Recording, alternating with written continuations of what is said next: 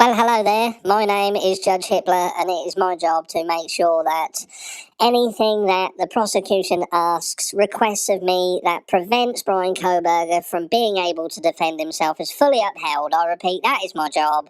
I am going to make sure that Bryan Kohberger is not allowed to have anything come into the courtroom that could prove the bullshittery of the prosecution. Signed, Judge Hippler. That's me. How is everyone? Morning. Guess what we're going to be talking about this morning? You're looking absolutely amazing, I must add.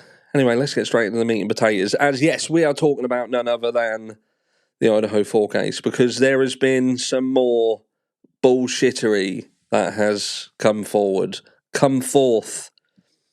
and we need to talk about it because this just ain't right. This just ain't right. And I know that there's going to be a large proportion of people who are rubbing their hands together and going, This is it. It's good. it's not good. It's not good at all. What are we talking about? We're talking about this. Now, we did speak briefly about this on the live, but we was thrown a little bit because apparently not only is court all about stopping people from apparently being able to defend themselves, but it's also about being so lamsadaisical about things. Oh, I don't really care. Just do this. They don't even want to spell things right, so it kind of throws us for a loop. But in looking at the other person who was mentioned in this doc, we were able to determine that they just didn't bother fucking spell checking it, did they? So look. The doc says, the court, having before it defendant's motion for leave to allow witness testimony at the April 9th, 2025 hearing, has determined that witness testimony beyond declarations is not likely to be necessary for the court's consideration of the issues before it. Right, so let's just stick a pin in this for a second because we need to understand what is going on here. So what have we got? We've got a situation where you've got a cell phone specialist who has previously come into the courtroom and basically said to the prosecution, look, you are saying that our client takes this route from point A to point B. You're saying he took that route to form part of your he did it story, right? Well, you're speculating because I've looked and Cy Ray, who we're going to be talking about, is the GOAT when it comes to cell phone data and cell data analysis. He's the GOAT, and you've got to consider him a specialist in his field. And certainly when he's on the other side of the fence and he's putting bad guys away, it's all like, Yeah, sorry, hero, yeah, he's definitely someone you want to listen to. But then when he decides to work free of charge, to not even prove Bryan Kohberger innocent, it weren't about that for him. It was about when he held his hands up and said, look, the information, if you add it to it, it may help you. But the absence of it means that what you're saying isn't probably true. You're just guessing. It could be true, but you're not adding an element of data in there that could absolutely give you the... Yes, he told you. So without it, we could determine that what you've actually got could be exculpatory because we add the data in and then it proves that you're wrong. So that's what Cy Ray was doing. And again, when Cy Ray's putting bad guys away, he's like, wee. When he's doing this, like, boo.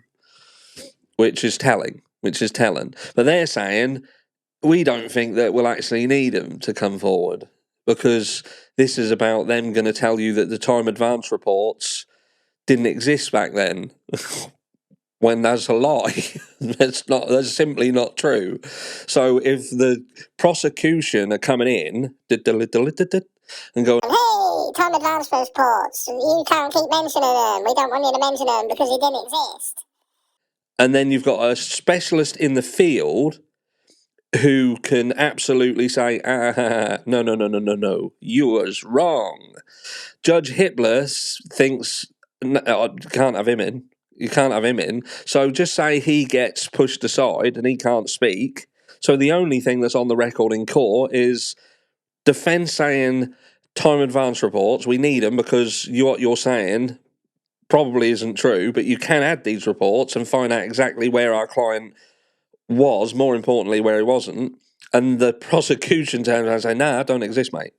And Hitler can have the power to say, well, they're saying they don't exist, mate. So you're now not allowed to mention that they do exist because they're saying they don't. The prosecution are saying that they don't, but you saying they do, and you're not going to be able to say that now. So if we back up a little bit and think what happened with the Madison Mogan fingernail situation. So prosecution does their tests, and it's like, well, Bryan Kohberger's fingernails could be there. Could be. If you'd have left it there, what impact would that have had on the trial? But no, independent testing is done, rules him out. Not him. And the prosecution are like, yeah, you're right.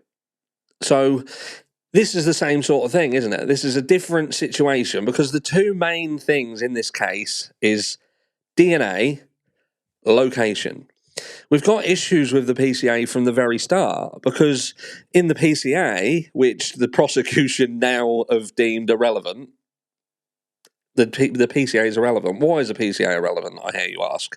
Well, it's because in the PCA, they basically say that they see the white Hyundai Elantra, so therefore, if you're connecting Bryan Kohberger to the white Hyundai Elantra, you're saying that Bryan Kohberger was at the property, out the front of the property, in the white Hyundai Elantra. But then later on, they actually turn around and state, well, we don't explicitly state that the client is at the property, which is a fucking lie, because you did in the PCA. So what are you talking about? So was he there or was he not there? Because they're trying to backpedal and say, well, we didn't actually say that, when their information written down is kind of saying that they didn't say that.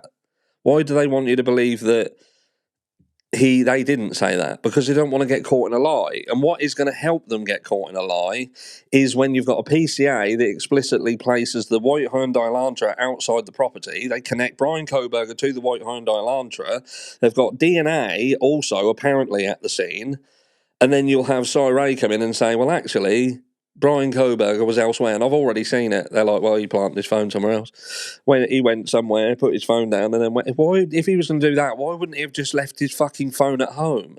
Everybody is so hell-bent, including the prosecution and apparently the fucking judge, who it's got to the point now where the judge is so far up the prosecution's arse, I don't know where they stop and he begins. He might as well be wearing an I Love Bill Thompson t-shirt at this stage, because this is beginning to take the piss. Anyway, let's just go back through this doc. I'm getting sidelined. I'm getting all, don't know what's going on here. So it says, the information defence seeks to convey can be presented by declarations. Counsel may have the witnesses available by video streaming during the hearing, and should the court determine it necessary to hear from the witness. So if I think that, well, yeah, we might as well hear from them, then the court may allow such testimony by live. Oh, that's kind of you. That's nice of you. It is hereby ordered that defendant witnesses Cy Ryan, which is Cy Ray, they just can't be bothered to spell things right, and David Howe, which is another specialist in the cellular world. If Cy Ray's GOAT 1, David Howe seems to be closely GOAT 2. Do you know what I mean? He's someone who's worked with Samsung, Apple, all sorts of things, holds various patents in the cellular world. These two know their shit. So shall not be allowed to testify at the hearing being held on April 9th, 10th, 2025, unless the court determines at the time of the hearing that such testimony is needed, in which case it may be produced by video live stream. So what's the point? I genuinely don't understand.